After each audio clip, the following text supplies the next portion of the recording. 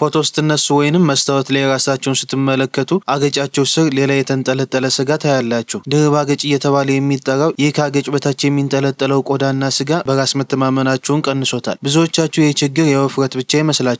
ነገር ግን ዛሬ ልነግራችሁ የመጣሁት እውነቱ ከዚህ የተለየ ነው። ይህ ቪዲዮ እስከ መጨረሻው ካያችሁት ያለምንም ቀዶ ጥገና በቤታችሁ ውስጥ በሚሰሩ ቀላል እንቅስቃሴዎች፣ ያተነፋፈስ ስልቶችና ልዩ የማሳጅ ጥበቦች ይህንን የተንጠለጠለ አገጭ ሙሉ በሙሉ እንዴት ማጥፋት እንደምትችሉ በሳይንስ የተረጋገጠ ሚስጥር አሳያችኋለሁ። ባለሙያዎች እንደሚሉት ከሆነ ድርብ አገጭ የውፍረት ብቻ ሳይሆን የሆርሞን፣ የአቋም፣ የፈሳሽ ክምችትና የጡንቻ መላላት ውጤት ነው። ዛሬ ይህንን ችግር ከመሰረቱ ለመንቀል 4 የተለያዩ ክፍሎች ያሉት ትልቅ ማስተር ክላስ አዘጋጅቼላችኋለሁ። እያንዳንዷን እርምጃ በጥሞና ተከታተሉ።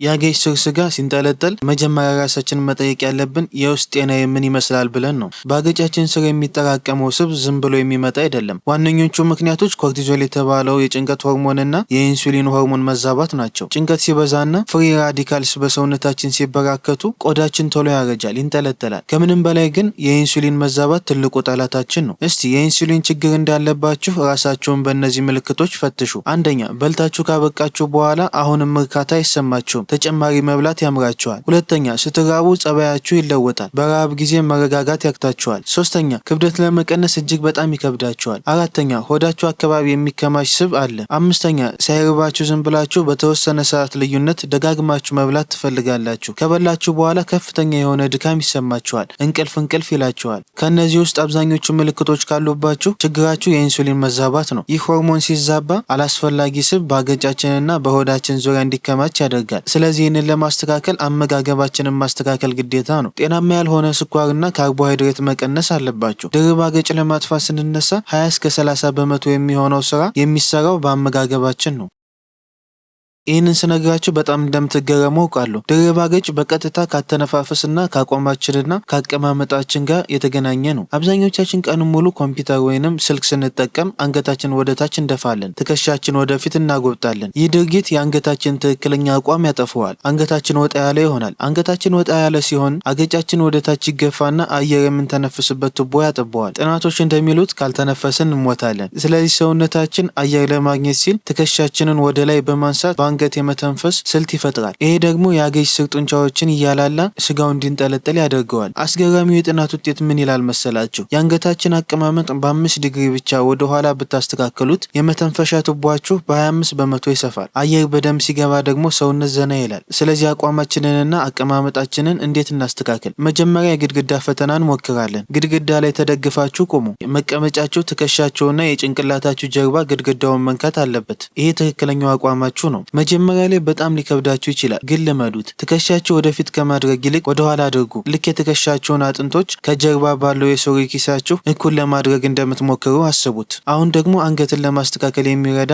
አንድ ድንቅ ያተነፋፈስ እንቅስቃሴ አብረን እንሰራለን። አንደኛ፣ መሬት ላይ በጀርባ ተኙ። እግሮቻችሁን ወደ ላይ በማንሳት ወንበር ላይ አድርጉ። ጉልበታችሁና ወገባችሁ የ90 ዲግሪ ማዕዘን መስራት አለበት። ይሄ ወገባችሁ መሬት ላይ ዘና ብሎ እንዲያርፍ ያደርጋል። ሁለተኛ፣ ከአንገታችሁ ስር ፎጣ ጠቅልላችሁ አድርጉ። ፎጣው የአንገታችሁ ተፈጥሯዊ አቋም የሚጠብቅ መሆን አለበት። አገጫችሁ ቀጥ ብሎ ጣሪያውን የሚያይ እንጂ ወደ ኋላ በጣም የተንጋለለ ወይንም ወደ ደረት የታጠፈ መሆን የለበትም። ሶስተኛ፣ ክርኖቻችሁን ወደ ጎን ዘርግታችሁ ከ4 እስከ 6 ኢንች ከፍታ ባላቸው ዮጋ ብሎኮች ወይንም መጽሐፎች ላይ አሳርፉ። አራተኛ፣ አሁን በአፋችሁ ኦ የሚል ቅርጽ ሰርታችሁ አየሩን ቀስ እያላችሁ ከ5 እስከ 8 ሰከንድ አውጡት። አየሩን ስታወጡ የጎድን አጥንቶቻችሁ ወደ ታች ሲወርዱ እና የጎን የሆድ ጡንቻችሁ ሲወጠር ይሰማችኋል። አምስተኛ፣ አሁን አፋችሁን ዝጉ። ምላሳችሁን ከላንቃችሁ ጋር ለጥፉና ምንም ድምጽ ሳታወጡ አንገታችሁን ሳትወጥሩ በረጋ መንፈስ በአፍንጫችሁ አየር አስገቡ። ይህንን እንቅስቃሴ በቀን ከ5 እስከ 10 ጊዜ ደጋግሙት።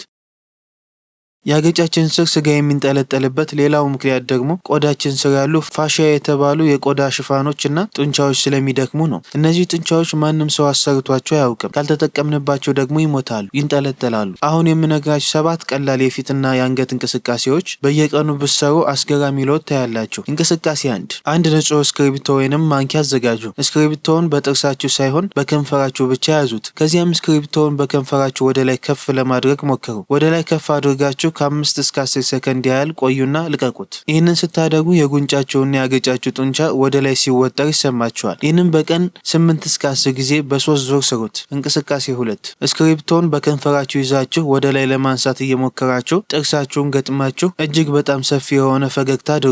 ይህ ፈገግታ ያገጫችሁን መስመር በደንብ ይወጥረዋል። በተወጠረ ሁኔታ ከ5 እስከ 10 ሰከንድ ቆዩና ዘና በሉ። ይህንን በቀን ከ6 እስከ 10 ጊዜ ደጋግሙት። እንቅስቃሴ 3 ይህ እጅግ በጣም ወሳኝ ነው። ምላሳችሁ ሁልጊዜም ማረፍ ያለበት የት ነው? ታችኛው ክፍል ላይ ነው? አይደለም። ምላሳችሁ ሁልጊዜም ከላይኛው ላንቃችሁ ጋር ተለጥፎ መቆየት አለበት። ምላስ የሰውነታችን ጠንካራው ጡንቻ ነው። ወደ ታች ከወረደ የአገጫችን ስጋ ይዞ ይወርዳል። እንግዲያውስ ምላሳችሁን ከላንቃችሁ ጋር በደንብ ለጥፉት። ከዚያም ምላሳችሁን ሳትለቁ አፋችሁን ቀስ ብላችሁ በሰፊው ክፈቱት። አፋችሁን ከፍታችሁ ለ2 ሰከንድ ቆዩና ቀስ ብላችሁ ዝጉት። ይህንን 10 ጊዜ በ3 ዙር ስሩት። ካገጫችሁ ስር ያለው ጡንቻ ሲንቀጠቀጥና ሲወጠር ይሰማቸዋል። እንቅስቃሴ 4 ይህ እንቅስቃሴ ደግሞ አገጭ ስር ያለውን ጥልቅ የፋሺያ ሽፋን የሚያነቃቃ ነው። የታችኛውን አገጫችሁን ወደ ታች ጣል በማድረግ አፋችሁን በሰፊው ክፈቱት። ይህ ካገጭ በታች ያለውን ጡንቻ በደንብ ያጠነክረዋል። ይህንን እንቅስቃሴ ሰው ፊት ባሰሩት ይመረጣል። ይህንን 10 ጊዜ ደጋግሙት። እንቅስቃሴ 5 ጭንቅላታችሁን ወደኋላ በደንብ አንጋሉት። ጣሪያውን እዩ። ከዚያም የታችኛውን አገጫችሁን ወደፊትና ወደ ላይ በኃይል ግፉት። ይህ አንገታችሁን ፋሺያ ከታችኛው ከንፈራችሁ ጀምሮ እስከ ታች ድረስ ዘርግቶ ያጠነክረዋል። እንቅስቃሴ 7 አልጋችሁ ላይ በጀርባችሁ ተኙ።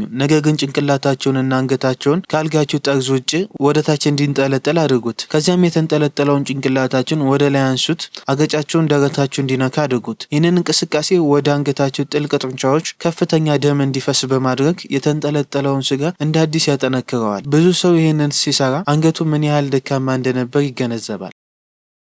አንዳንድ ድርብ አገጭ ስብ ሳይሆን የታመቀ የሊምፋቲክ ፈሳሽ ሊሆን ይችላል። ፊታቸውና አፋቸው ውስጥ በርካታ የሊምፋቲክ ፈሳሽ ቱቦዎች አሉ። አንገታችን ሲኮማተር ይሄ ፈሳሽ መውረጃ ያጣና አገጫችን ስር ይከማቻል። ስለዚህ ይህንን ፈሳሽ ለማፍሰስ የሚከተሉትን ማሳጆችና የጡንቻ ማፍታታት እንሰራለን። አንደኛ፣ የአንገት ጎን ጡንቻዎችን መለጠጥ። ቀኝ ጆሯችሁን ወደ ቀኝ ትከሻችሁ አዘንብሉት። ግራ እጃችሁን ደግሞ ወደ ታች መሬቱን ለመንካት እንደሚሞክር ሰው ዘርጉት። ይህንን ስታደርጉ የአንገታችሁ ግራ ክፍል በደንብ ይወጠራል። በዚህ ሁኔታ ከ15 እስከ 20 ሰከንድ ቆዩ። በተመሳሳይ ሁኔታ በግራ በኩልም ድገሙት። በእያንዳንዱ ጎን 3 ጊዜ ስሩት። ሁለተኛ፣ ፈሳሹን መክፈትና ማፍሰስ። ፈሳሹን ካገጫችሁ ስር ለማውጣት መጀመሪያ መውረጃ በሮችን መክፈት አለብን። የመውረጃውን ዋና በር ያለው ተርሚነስ በሚባለው የአንገት አጥንታችን ስር ነው። እጃችሁን አንገት አጥንታችሁ ላይ አድርጋችሁ ከ10 እስከ 50 ጊዜ በክብ ቅርጽ ቀስ እያላችሁ ማሳጅ አድርጉት። በመጨረሻም ወደ ዋናው ድርብ አገጭ ቦታ እንመጣለን። ምላሳችሁን ከላንቃችሁ ጋር ለጥፉና ካገጫችሁ ጀምራችሁ እስከ አገጫችሁ መሃል ድረስ ጣታችሁን ተጠቅማችሁ በትንሽ ክብ ቅርጽ ማሳጅ እያደረጋችሁ ፈሳሹን አፍስሱት። ይህንን የሊምፋቲክ ማሳጅ እና የእንቅስቃሴ ሩቲን በየቀኑ ቢያንስ ለ1 ጊዜ ለተከታታይ 2 ሳምንት ከሰራችሁት በአይናችሁ የምታዩት አስገራሚ ለውጥ ታገኛላችሁ። ሌላው ትልቁ ሚስጥር እንቅልፍና ውሃ ነው። የጭንቅላታችሁ ሊምፋቲክ ፈሳሽ